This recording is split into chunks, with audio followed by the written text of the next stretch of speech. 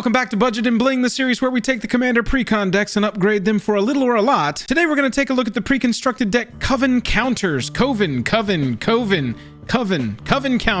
And the Budget and Bling upgrades that I would make for this deck to make it immediately more competitive. And the video starts right now.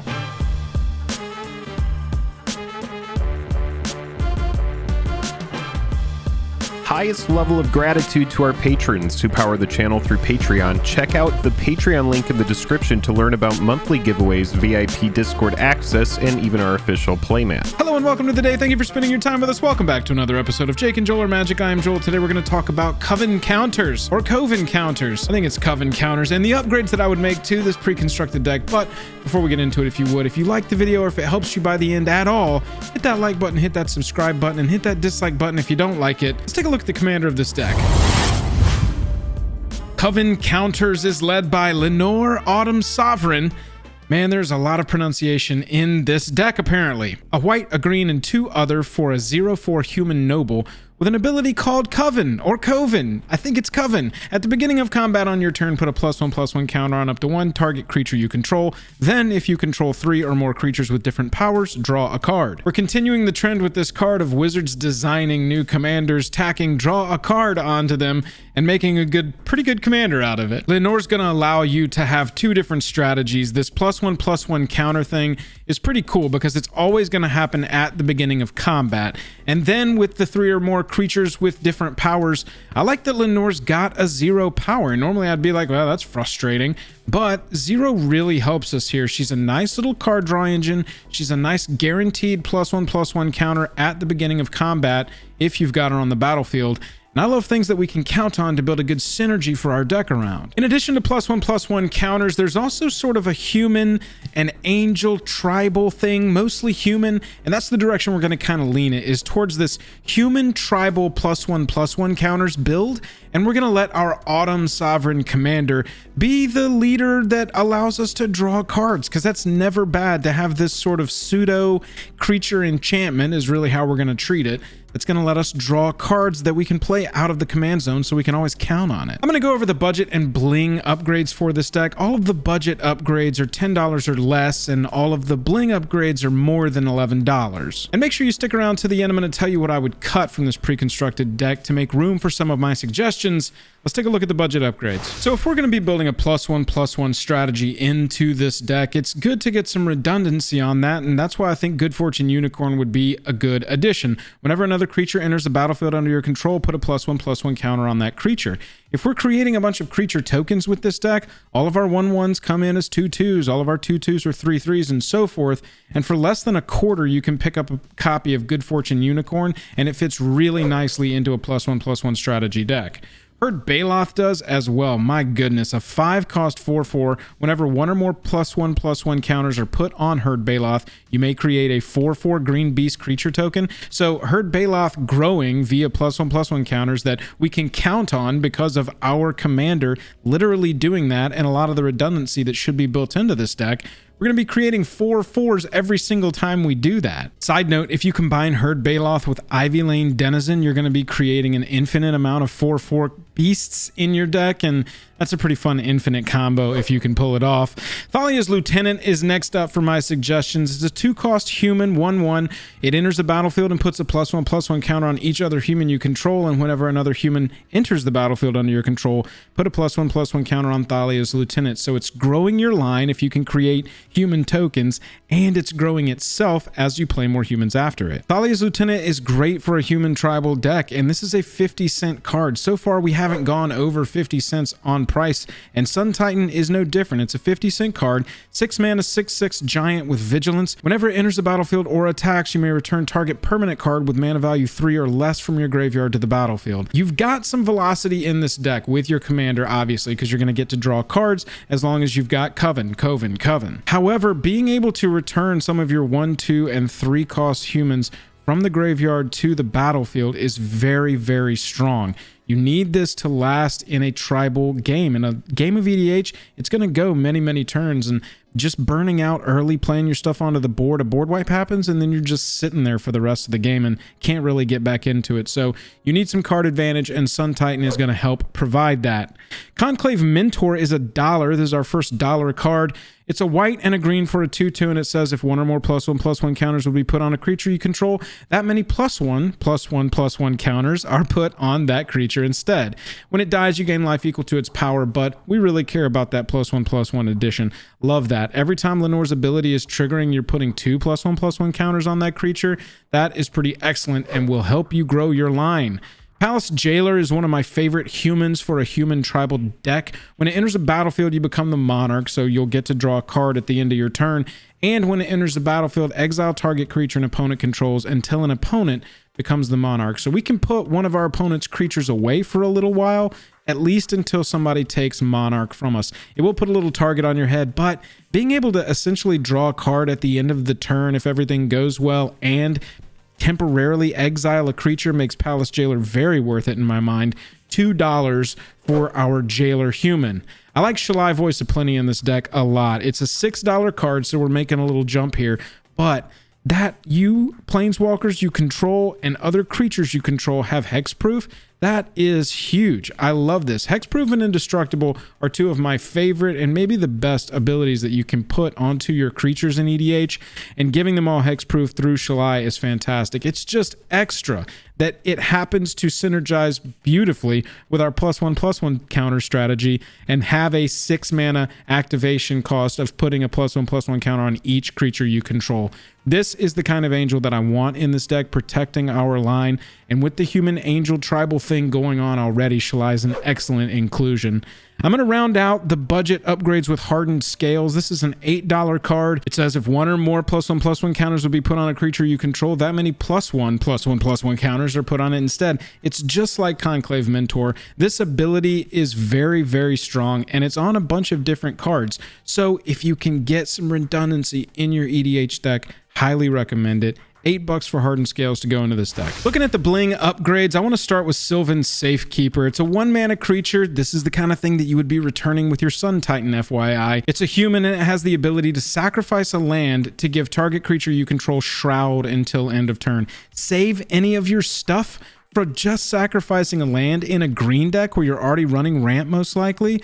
This is a fantastic creature. It's a $13 card, fits with the human tribe, and protects your attacking line, which is really what this deck wants to do at the end of the day. The Ozolith, I love this card. I think I've talked about this in like 4 videos recently for some reason, but I just really love this card. It just rotated out of standard. It's from Ikoria, and it's a 1-mana artifact that says whenever a creature you control leaves the battlefield, if it had counters on it, put those counters onto the Ozolith. It's like a battery. You charge it up, and then at the beginning of combat on your turn, if the Ozolith has counters on it, you can move all those counters from the Ozolith onto a target creature. So every +1/+1 counter that you manage to put on a creature, if you've got the Ozolith and that creature leaves the battlefield, it soaks those up, and so you never lose steam. You dump all of the +1/+1 tokens on like a 1/1 token that you've made. Suddenly that's a 10/10, 11/11, swinging in, ready to get to town. I mean, it's just ready to get to town. The hell does that even mean? Ready to do some work. That's a strong token out of nowhere. Ozolith definitely belongs in this deck. It's $14 at time of shooting this, and I love it in any deck that's going to be running counters. Speaking of strong humans, this one was just printed. Esper Sentinel, 1 white mana for a 1/1 human soldier.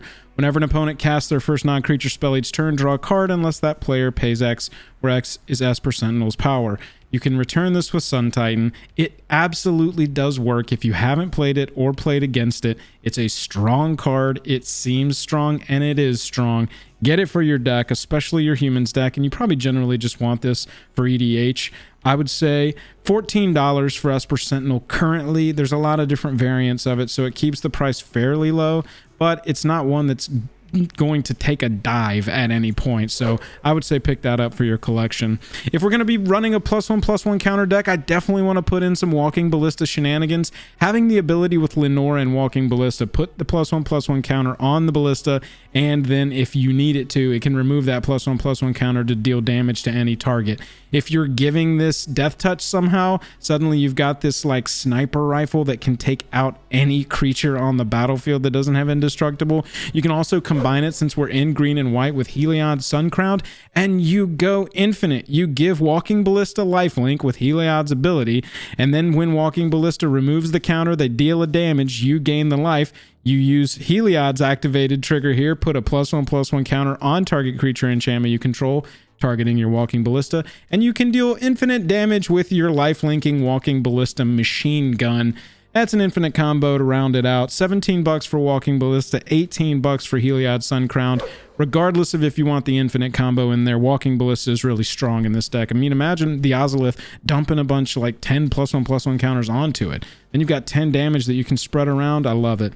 Teferi's Protection. Normally, I mean, this is just generally a good card. Everyone knows this card, but in tribal decks, in creature-based decks, I recommend having some stuff like this. Teferi's Protection, Unbreakable Formation, some ways to get around some board wipes so that you can keep your momentum up. Teferi's Protection just phases you and everything you control out, and you've got protection from everything, and your life total can't change. Teferi's Protection's great. It's currently a $23 card. They've done a pretty good job lately of keeping the price of this down for a card that could potentially skyrocket because of its power level. This has been kept under control, but $23 is well worth it for that effect. Looking at the swords, you're going to have a creature-based deck, so having some strong equipment in here is a good thing. The sword here, +2/+2, pro white and pro blue. Don't really love that. It's fine. But I really like put a +1/+1 counter on a creature you control, then proliferate. If we're putting +1/+1 counters all over the place, Sword of Truth and Justice getting through, connecting, is going to allow all of those +1/+1 counters to grow. I love that. This is an equipment that I would put in here just because it has proliferate, and occasionally you're going to be able to, you know, swing through the white and blue deck and just absolutely hose them. $24 for Sword of Truth and Justice. Next up, we've got Vorinclex Monstrous Raider at $31. This is from Kaldheim, printed this year. 6/6 trampling haster for 6. Ridiculous return for your mana already.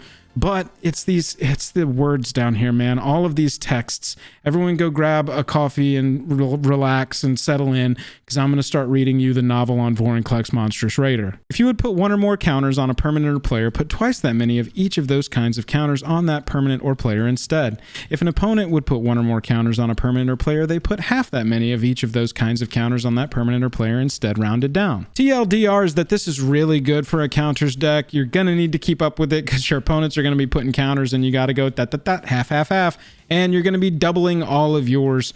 I love Vorinclex combined with Leinore. In any sort of counters deck, it's just going to be really strong and a great inclusion. $31 for Vorinclex Monstrous Raider. Now, next up, before you click off the video because you can't stand that they put the Walking Dead in a secret lair, and I hate it. Rick's Steadfast Leader is a 2-white, 2-other, 3/4 human soldier that says, as Rick enters the battlefield, choose 2 abilities from among First Strike, Vigilance, and Lifelink. Humans you control have each of the chosen abilities, and as long as you control 4 or more humans you control get +2/+2. Look, I'm sorry if you don't like this, but this is a very strong human in EDH. It's going to fit perfectly into this deck. Get somebody to alter up a copy for you. Get somebody to proxy up a copy for you, or do it yourself. Just be like, this is Dominic. He always loves his family. The card is good. It's $36. You should put it in a human tribal deck. That's all I'm saying. All right, so looking at the cuts, I would start by cutting Dearly Departed. It's a 6-mana 5/5 flyer, and as long as it's in your graveyard, each human creature you control enters the battlefield with an additional +1/+1 counter on it. If we had ways to reliably discard cards, I would think that this would be a good card. However, I mean, essentially, you're playing this terrible 5/5 flyer for 6. You get a bad return on that. Then what you really want it to do is die.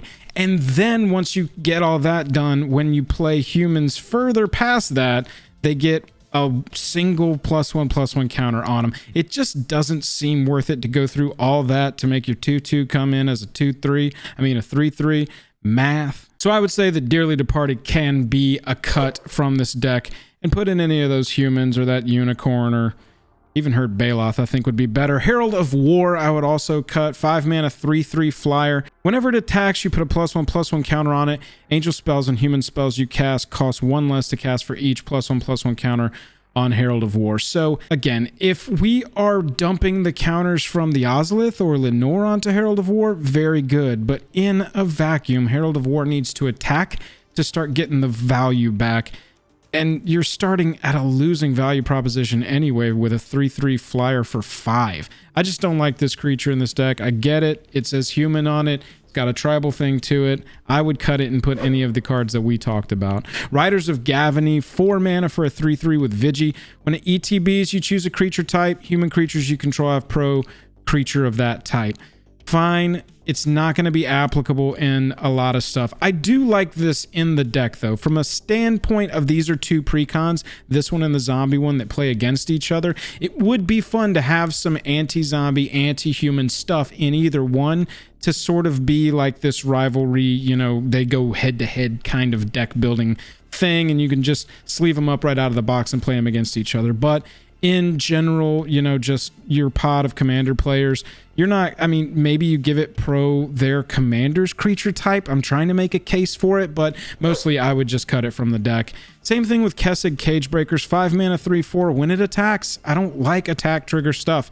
When it attacks, create a 2/2 green wolf creature token that's tapped and attacking for each creature card in your graveyard. It's very possible that this hits really hard, but as a 3/4, I feel like you're going to set up, you're going to go through all this work in a deck that doesn't even have black in it to set up a bunch of creature cards in your graveyard, get Kessig Cagebreakers on the battlefield, and then swing one time to its death and get a bunch of 2/2 wolves that's tapped and attacking. And what do you make it like? If you ever made 15 wolves off of this, that would be crazy to me. Cagebreakers, I think, is just, I don't really like it, and so I would chop it out. Enoch Bondkind, hey, fun fact, this has been errated since to say Dog Soldier instead of Hound Soldier, so take it out and put it in your dog tribal deck. 2 mana for a 2/1. It's got Outlast, which means you can pay 2, tap it to put a +1/+1 counter on it at sorcery speed, and each creature you control with a +1/+1 counter on it has first strike. If this said each creature you control with a +1/+1 counter has flying, has trample, has anything than first strike, I don't think that first strike is really worth playing this really killable creature in here that's not even on tribe for us. Maybe if it was Human Soldier, we could have a conversation about it, but in general, I just don't like it in the deck. Orzhov Advocist is a 3 mana 1/4. At the beginning of your upkeep, each player may put 2 +1/+1 counters on a creature they control. If a player does, creatures that player controls can't attack you or planeswalkers you control until your next turn. On the surface level, this card looks good, but I always take it out when I'm upgrading these precon decks because it gives the player a choice. Each player may put 2 +1/+1 counters on a creature they control, so they can grow their creature by 2/2 for the contract signing of they can't attack us or planeswalkers until next turn. I don't think it's there. It doesn't do what you want it to do. And if we're going to build an aggressive deck, let's not put random defensive pieces in here, especially if they're not like total defense pieces. So just a partial tax thing like that, I'm not a huge fan of. And my last cut would be Trostani Summoners, a 7 mana 1/1 that enters the battlefield, puts a 2/2, a 3/3, and a 4/4 onto the battlefield. It's cute. It gives you Coven right out of the gate, so you can play this. You know, you played Leinore the turn before, you played Trostani Summoner, suddenly you've got Coven, you're growing these creature tokens with +1/+1 counters.